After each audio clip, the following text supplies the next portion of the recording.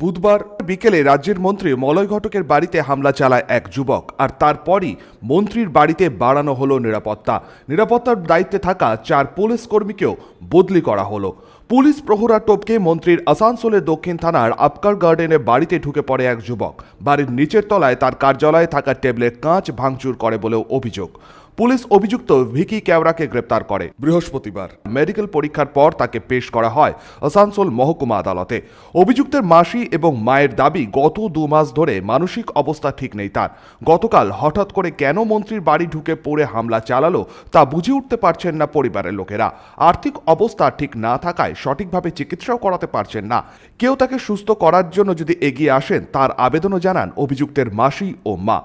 আমরা খবর পেলাম ভুল করে দিয়েছে ছেলে, আমাদের মাথা ঠিক নেই।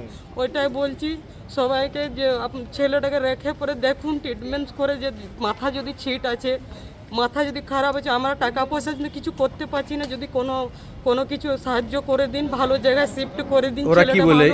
মাথাটা এরকমের ঠিক না, ঘরের সব জিনিসপত্র সব অশান্তি করে, মানে সব কিছু নেই তো আমার ঘরে, মানে সব জিনিস ফেলে দিচ্ছে, ওর মাথাটা একটু ঠিক নেই।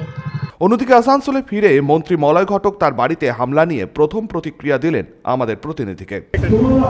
দেখুন, আমি শুনেছি যে একটি লোক নাকি আমার বাড়িতে ঢুকেছিল এবং আমার যে টেবিলে আমি বসি সেই কাঁচটা ভাঙচুর হয়েছে।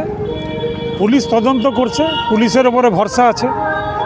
পুলিশ তদন্ত করলেই বেরোবে কে ছিল, কি ছিল, কেন ছিল, কি উদ্দেশ্য ছিল। তা এখন এটা খুব আর্লি স্টেজ, নিশ্চয়ই আগামী দিনে জানতে পারবেন। আসানসোল দক্ষিণ থানার পুলিশ ধৃত ভিকি কেওড়াকে নিজেদের হেফাজত চেয়ে আজ আসানসোল মহকুমা আদালতে পেশ করে। কি কারণে মন্ত্রীর বাড়িতে হামলা তা জানার চেষ্টা করছে Asansol Durgapur police commissionerate. Sanjay Yadav, 99 news Bangla, Asansol.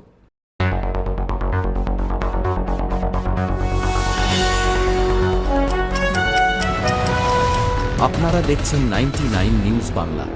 বদলাবো আমরা।